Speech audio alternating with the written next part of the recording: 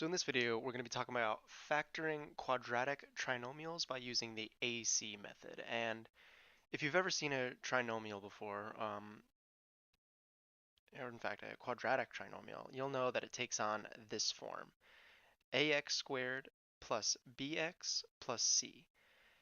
And, a trinomial in general is a polynomial that has three terms. So a trinomial is a polynomial with three terms, and a quadratic is essentially any polynomial where the highest power on x is 2, where the degree of the polynomial is 2. This video really isn't intended for people just learning this for the first time. However, it can be helpful. But the pace I'm going to be going at is a bit fast, and this is really meant for people who are taking higher math who need a refresher. I tutor calculus all of the time, and I can't tell you how many times people come to me and they forget all of the little rules, from trigonometry or algebra, and factoring is always one of those things they have trouble with. So this is really intended for that audience. But if it's your first time, feel free to stick around. I might just go a little quickly because I'll be doing factoring by grouping, like it's just that, and I'll just be taking out numbers where it seems like I'm just getting them from nowhere. But in reality, it's just a lot of practice. This is really just for if you're rusty. So let's first just dive into what the AC method really is. Essentially, if a function is factorable, or you want to try to factor it, then what you need to do is you need to take your A term and your C term, and what I like to do is I like to write them on the right. I like to write AC, and I also like to write my B term, and B is always the term in the middle. So AC is the A, where A is the coefficient of x squared and C is the constant. And B is always the middle linear term. Obviously, if the order of these were scrambled around, if it were like bx plus ax squared plus c, then you need to rearrange it so it's in this form, and then you can have a and c. You can't just say, hey, this is a and this is c now. A is really what's in front of the x squared, b is the linear coefficient, and c is the constant. And so, you're going to have ac, and in this case, it's just a, the letters lowercase a, lowercase c. Try not to get them confused. And b is just lowercase b in this example. And what you want to do is you want to find two numbers, two numbers that basically add to b and multiply to ac. So two numbers that add to b and mult short for multiply, mult to AC. Add to B, multiply to AC. Oops, like that. There we go. So that's really all there is to it, and this is really a strategy where you learn by, doing examples. Um, because what we're going to do is when we get those two numbers, we're going to rewrite this middle term, and then we're just going to factor by grouping, which is something pretty much everyone has been comfortable with since, pre-algebra or algebra 1. So without further ado, let's just try an example, a really simple one, just to help us get the hang of it. And I'm going to go over some techniques for this as well. So let's get the ball rolling with a very, very simple example. Let's say I have x squared plus 5x plus 6. So what I'm going to do here is I'm going to write my AC on the right-hand side. And remember, AC is just the coefficient of your A term, coefficient of the x squared, and your constant. So A is 1, C is 6. So AC is both of these numbers multiplied together. Well, that's just 6 times 1, which is just 6. And then B is the coefficient of your linear term. It's the coefficient on x. So in that case, it's just 5. So I'll rewrite this over here. All right, AC equals 6 and B is equal to 5. Now we have to think to ourselves, well, what two numbers multiply to 6 and add to 5? Well, off the top of my head, I can just think that, hey, that's 3 and 2. And there's really no method to doing this. It's just a matter of guessing and checking and being pretty clever with how you derive these. So now all I'm going to do is I'm going to take this, and rewrite the middle term, rewrite the linear term. So I'm going to have x squared plus, and then I'm going to use the 3 and the 2. So I'm going to write 3x plus 2x, and then I'll still have the 6 out there. So remember that 3 and that 2 became that. And you know, this makes perfect sense. This is a perfectly valid move to do in math, because if you look, 3x plus 2x, that's the same thing as 5x. These two expressions mean the same exact thing mathematically. So then all you want to do is you just want to factor by grouping. You want to take the left-hand side and the right-hand side and just factor out the greatest common factor of each side. So on the left-hand side, my GCF is x, so I'm going to be left with an x plus 3 inside. And then over here on the right-hand side, I'm going to have to factor out a 2, and I get an x plus 3. And what you really want to make sure, what you always want to make sure is that these two expressions, you know, these two expressions right here are the same. These need to be the same. They need to be the same no matter what you do. Otherwise, this isn't going to work. So always make sure that the expressions in parentheses are the same. And then all you do is you're just going to rewrite, so this x plus 3, these two basically, these two guys just become that's that single x plus 3.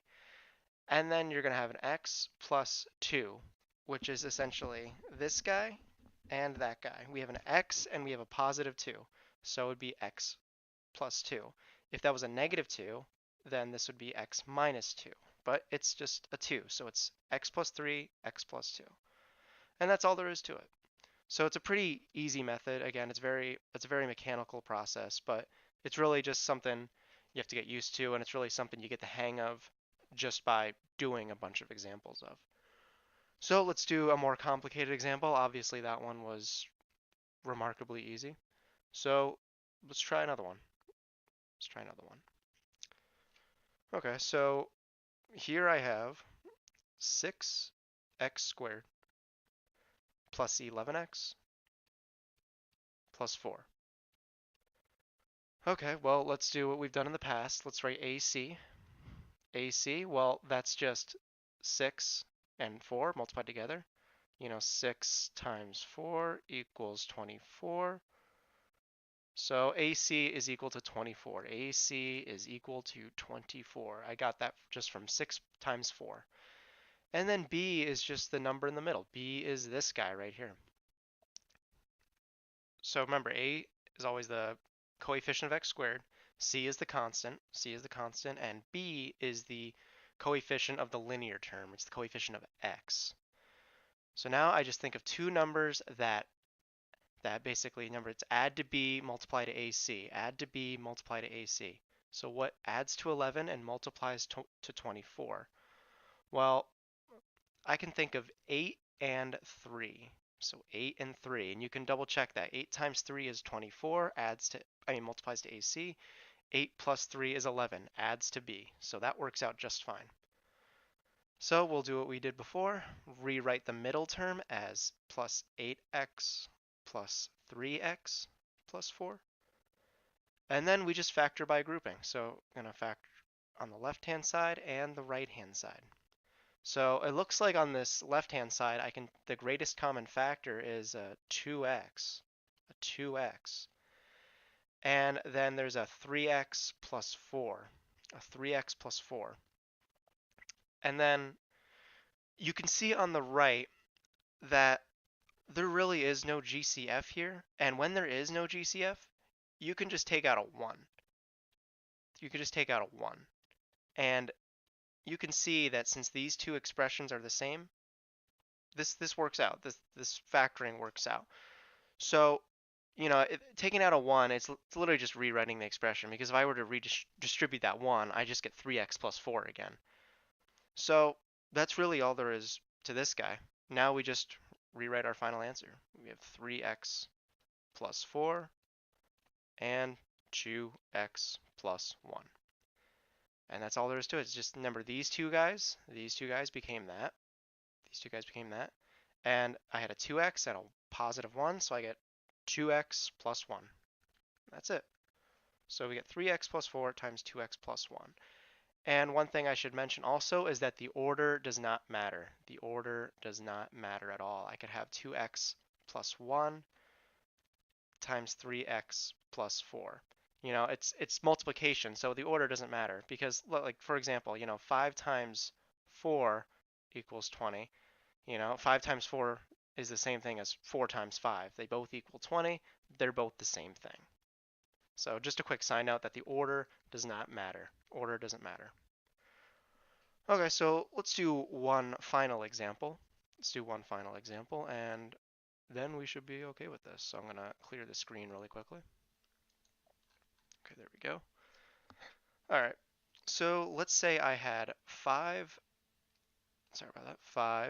squared minus 50x plus 120. So when you're factoring in general, the first step you always want to take is take out the greatest common factor from the get-go. You want to take out, the greatest common factor from the entire polynomial. You want to factor out as soon as you can, and it'll make your job a lot easier. Here, I see a common factor of 5. Everything here is divisible by 5. So I'm going to take a 5 out, and I'll be left with x squared minus 10x plus 24. Okay? And then all we do is we just do the AC method on this guy. So AC on that guy right there.